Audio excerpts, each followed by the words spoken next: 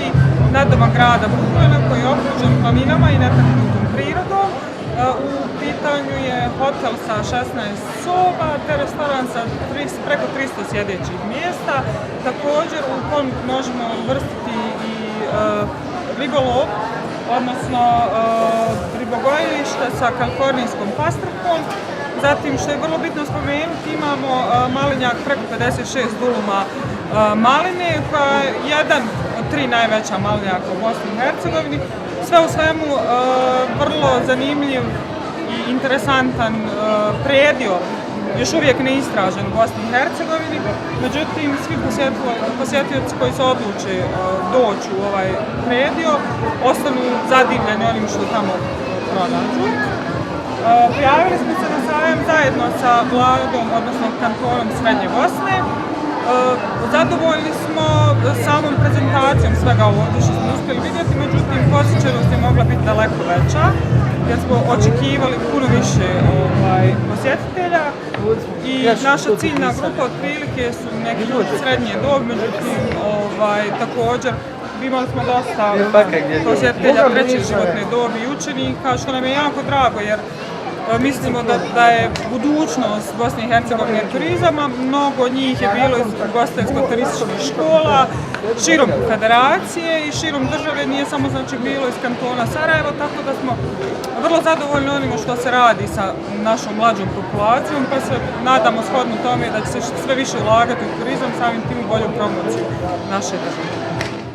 Gakić, vlasnik agencije Turpraft i jedan od vodiča agencije Turpraft. Agencija Turpraft postoji već 9 godina i locirana je u Konjicu, na Neretvi naravno. Prvenstveno se organizujemo rafting na donjem gornjem toku rijeke Neretve, a pored toga bavimo se i ostalim outdoor aktivnostima kao što su kanjoning, trekking, canoeing, motorbike, motocross, sve ono što se može raditi u prirodi. Znači, agencija postoji 9 godina, čine mladi ljudi koji su ujedno i spasioci, to jest služba za spašavanje na vodi Federacije Bosne i Hercegovine. Osim jednodnevnih izleta radimo višednevne ture, 1, 2, 3, 4, 5, 10 dana. Naši gosti su otprilike 40% sa Balkana i neki 60%, da kažemo, ostatka svijeta. Svake godine, proteklih par godina, turizam doživljava ekspanziju u Bosni i Hercegovini, a samim tim naravno i naša agencija koja to sve prati.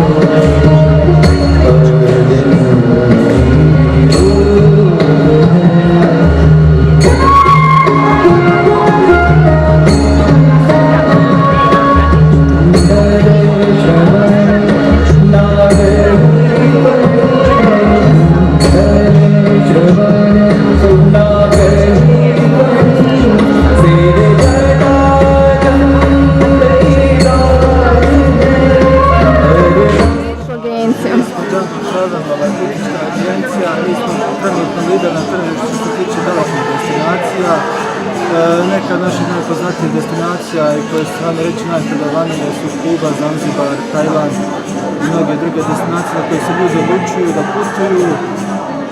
Uglavnom, naša agencija je regionalnog karaktera, znači ne nalazimo se samo u Bosni i Hercegovini, naša agencija se nalazi u Zagrebu, Beogradu i Srbnog otvorena u Skopju, znači tako da pokrivamo bukvalno cijeli Balkan i nastojimo da se proširimo i dalje da imamo još što veći broj putnika koja će otići na naša putovanja po jako povoljnim cijenama, jer uslugu koju nudimo je i cijena koja je tu, znači bukvalno pristupačna svima. Osim toga mi nudimo i plaćanje na rate, tako da svako ko se odluči plaća avans, to je prijavu našoj agenciji, a ostatak iznosa može platiti na rate, tako da bukvalno može izabrati termin u bilo koje doba godine, znači da putuje. Pored toga mi organizujemo i bračna putovanja za mladince, znači organizujemo putovanje njima po želji, znači što oni žele. prema njihovim sokvirima i budžetu ravnamo i pravimo aranžman koji oni žele. Mislim da mogu pozdraviti svaki događaj gdje se ljudi skupljaju, turistički djelatnici, znači iz cijele Bosne i Hercegovine. Ovdje sam vidio svoje kolege sa kojima radimo, surađujemo i nismo odavno bili zajedno na jednom mjestu. To je pozitivna stvar ovog sastanka i ljudi, zahvaljujem se organizatoru koji su to učinili, radili sve napore. I mi sa naše strane smo prisutni ovdje sa štandom. Mi smo Fortuna Turci iz Mostara, receptivna turistička agencija koja postoji 28 godina i bavi se najviše dovođenjem turista u Bosnu i Hercegovini zemalja regije. Dionika panela i govorio sam što bi trebalo. A gledajte, mislim da je to jedna pozitivna stvar, jedan pozitivan sektor ekonomije.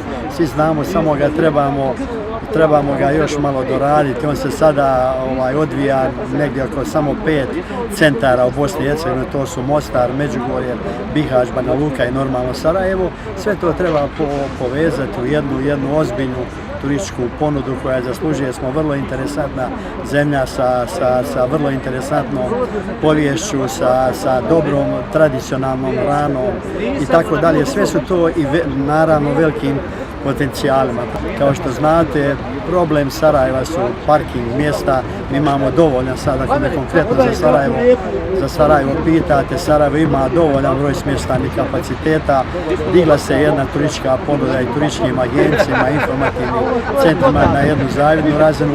Samo bi morali možda još da vidimo o cijenama pojedinih muzeja koji svake godine nalazimo neka mala povećanja, znatna povećanja i o parking mjestima. Vi znate da naše grupe imaju velike probleme sa parkingicima u Sarajevu, tako da bi trebale institucije nadležne za te stvari, jer to je veoma važno za turizam. Imate primjere kod nas u Hercegovini, u Mostaru, gdje imamo jako dobro parkiralište, jedno od najljepših parkirališta u bivšoj regiji i onda se može adekvatna cijena naplatiti. Za taj servis, znači turizmu moramo nešto dati da bi to naplatili.